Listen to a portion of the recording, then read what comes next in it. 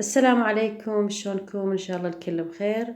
مثل ما تشوفون الفيديو عبارة عن كبسة دجاجيك. بصراحة مو أنا اللي مسويتهم، مرت أخوي. فحبيت أنزلهم بقناتي لأن نفسها على الطبخ كلش طيبة. هنا بالبداية حمسة بصل وفلفل أخضر مثل ما تشوفون إلى أن ذبل البصل والفلفل، وبعدين ضافت البهارات. بالبداية ضافت البهارات الصحيحة، وبعدين ضافت البهارات الباودر.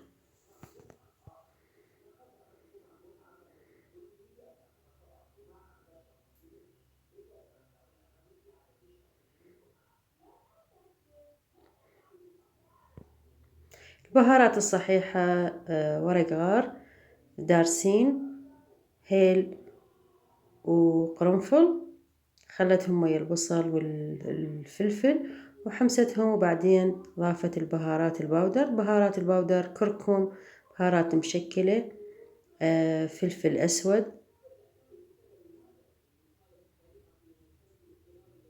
زنجبيل باودر، هذا الكركم، هذا الفلفل الأسود. المقادير حسب الرغبة، انتم شلون تحبون الكبسة بهاراتها هواي أو قليلة حسب رغبتكم. بهارات مشكلة، ثوم باودر، وزنجبيل مطحون.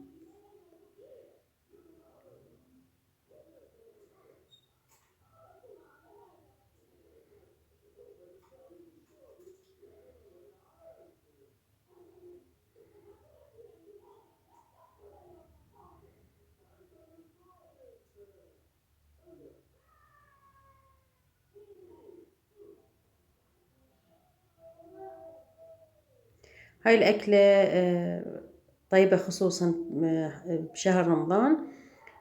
ما تحتاج شغل هواي، وهم ما تحتاج وياها ورقة. وهنا أنا خلت الدجاج ما مسلوق، بس غسلته وبعدين خلته ويا البصل والبهارات، وراح تحمسهم حمسة من التمام لأن يتغير لونهم وياخذ من طعم البهارات والبصل. تقريبا 5 دقايق أو 4 دقايق حمستهم ويا البصل والفلفل، وبعدين ضافت باقي المكونات.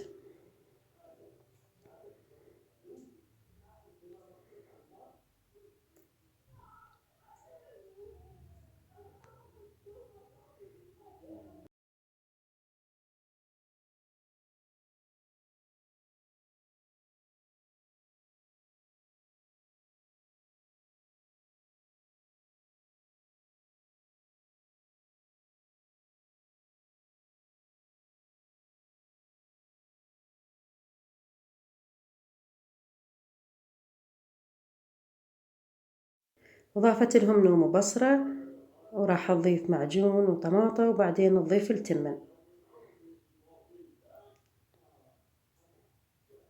شوف الدجاج شلون تغير لونه وانحمس، وأخذ هذا اللون الذهبي الحلو. هسه ضافت معجون.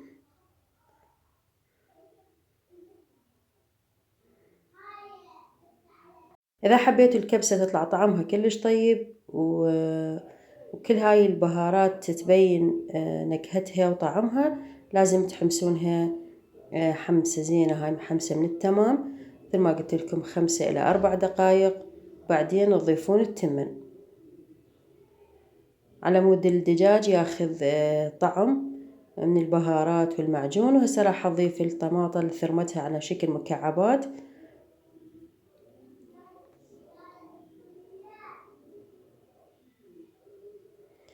بس تذبل الطماطة تضيف التمن أو الماي. شوف الطماطة شلون اختفت. هسه ضافت ماي حار.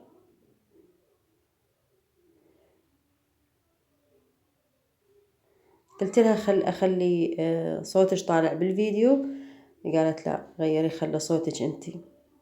أتمنى تسمعون التعليق مالتهم هم يطبخون، كان كلش حلو، بس بعد شو أسوي لهم ما قبلوا.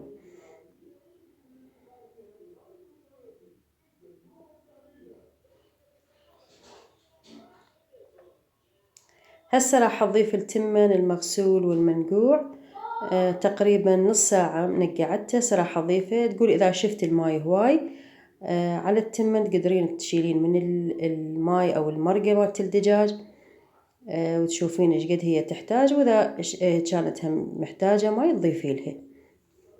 هسه أتصور هنا أن الماي هواي فشالت من عنده، ما أدري إذا شالت لو لا، ما قالت لي.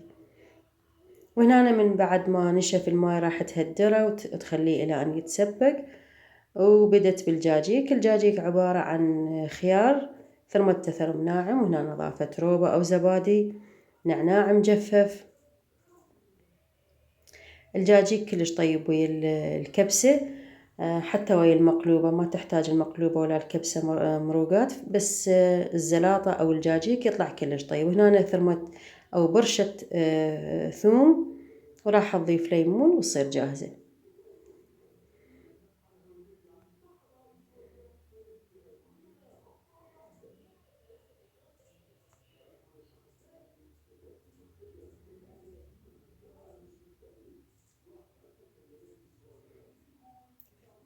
ملح، وخلطتهم كلهم سوية والطبق صار جاهز.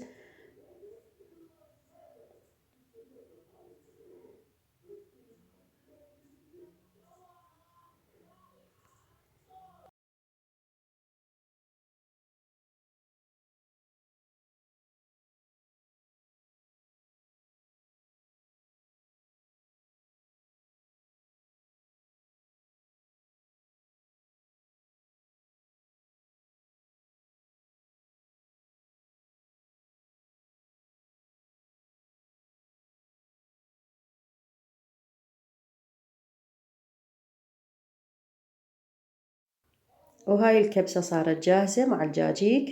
إن شاء الله يعجبكم، والسلام عليكم.